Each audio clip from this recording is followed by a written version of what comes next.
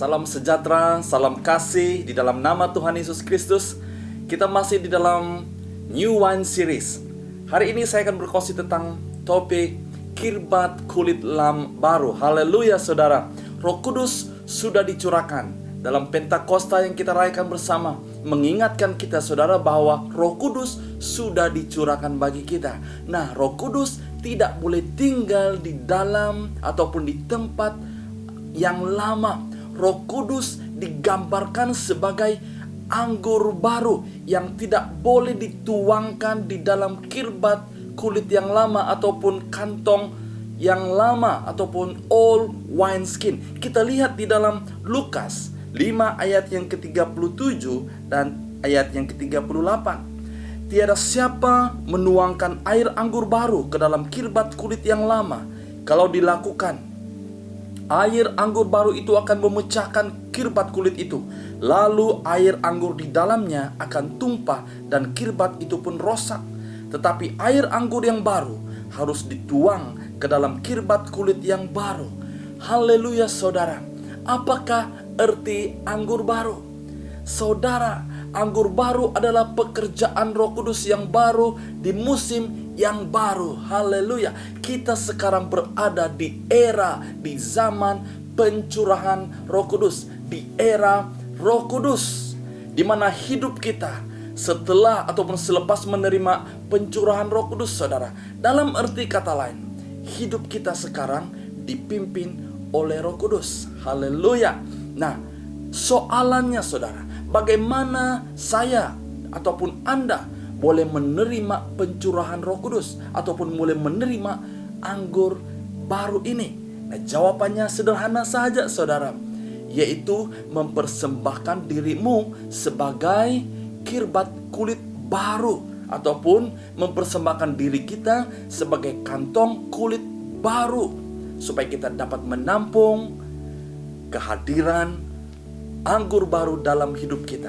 Hidup kita saudara harus menjadi kirbat kulit baru. Karena dengan hidup yang lama, dengan sikap yang lama, karakter kita yang lama, paradigm kita yang lama saudara, cara berpikir kita yang lama, sudah pasti saudara kita tidak mampu menerima anggur baru. Karena akhirnya itu akan merosakkan kirbat kulit yang lama.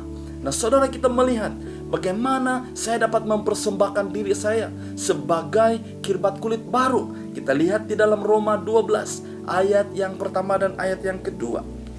Kita akan melihat saudara, oleh itu saudara-saudaraku, aku menyeru kepadamu demi belas kasihan Allah, supaya mempersembahkan tubuhmu sebagai korban yang hidup, yang suci dan diterima oleh Allah. Itulah ibadah yang wajar. Janganlah ikut cara dunia, sebaliknya berubahlah menurut pembaharuan fikiranmu. Dengan demikian kamu dapat memastikan apa kehendak Allah itu, apa yang baik, yang diredainya, dan yang sempurna. Haleluya saudara. Nah, kita melihat pula apakah itu kirbat kulit baru.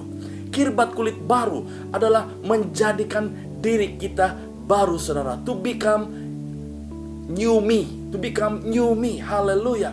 Yang lama sudah berlalu, yang baru muncul. Haleluya. Kirbat kulit baru saudara adalah kita sedang menerima perkara-perkara baru, norma-norma yang baru yang sedang dilakukan oleh Roh Kudus dalam kehidupan kita. Kita sudah biasa dengan istilah norma baru. Norma baru yang saya maksudkan di sini saudara, bukanlah apa yang dilakukan oleh manusia hari ini, ya, tetapi norma yang sedang diperkenalkan oleh Roh Kudus di dalam kehidupan kita. Mungkin saudara, dulu kita selalu menggunakan kekuatan kita sendiri untuk melakukan segala pekerjaan, tetapi dalam norma baru ini kita bergantung penuh kepada kekuatan Roh Kudus. Mungkin dahulu kita selalu menggunakan strategi-strategi lama, kita menggunakan metodologi yang lama saudara, tapi sekarang kita berdoa kepada Roh Kudus untuk strategi yang baru. Mungkin dahulu saudara kita terburu-buru di dalam melakukan segala sesuatu, tetapi sekarang kita ada norma baru. Tunggu apa kata Roh Kudus. Haleluya saudara. Roh Kudus sedang melakukan perkara yang ajaib, sedang melakukan perkara yang baru di dalam kehidupan kita. Seperti yang dikatakan di dalam 1 Korintus 2 ayat yang 9. Apa yang belum pernah dilihat oleh mata, atau yang didengar oleh telinga, atau timbul dalam hati, itulah yang sedang Allah lakukan di dalam kehidupan kita. Haleluya saudara.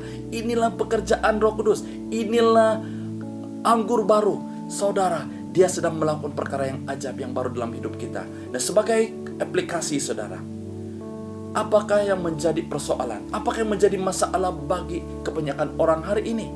Kita berdoa untuk anggur baru, tetapi kita mempersembahkan kirbat kulit lama. Bagaimana saudara? We pray for new wine, but we present the old wineskin. Kedua saudara, kita tidak boleh mengharapkan perkara-perkara yang baru. Kita tidak boleh mengharapkan perkara-perkara yang ajaib. Kita tidak boleh mengharapkan mukjizat-mukjizat Tuhan jika kita masih berada dalam keadaan yang lama saudara. We cannot continue doing the same thing and expect different result. Sebagai kesimpulan saudara, lakukanlah perkara yang baru untuk mencapai goal dan sasaran yang baru di dalam Roh Kudus. Yang kedua, lakukanlah sesuatu yang berbeza, yang baru untuk melihat hasil yang baru, yang berbeza melalui Roh Kudus. Roh Kudus rindu dan ingin melakukan perkara yang ajaib, yang baru dalam hidup kita hari ini. Haleluya. Mari kita tunduk kepala, kita berdoa. Tuhan, kami bersyukur karena Pentakosta mengingatkan kami bahwa Engkau telah mencurahkan Roh Kudus sebagai penolong, sebagai anggur baru di dalam kehidupan kami yang sedang melakukan perkara yang baru, yang ajaib di dalam kehidupan kami. Kami hari ini menyediakan diri kami sebagai kantong kulit baru, supaya kami layak, supaya kami siap untuk menerima pencurahan anggur baru di dalam hidup kami yang sedang mengerjakan perkara-perkara yang ajaib, yang luar biasa dalam hidup kami. Terima kasih Tuhan, di dalam nama Tuhan Yesus kami berdoa. Amin. Haleluya saudara. Kiranya renungan hari ini dapat memberkati kita semua. Stay safe, stay blessed, and God bless you.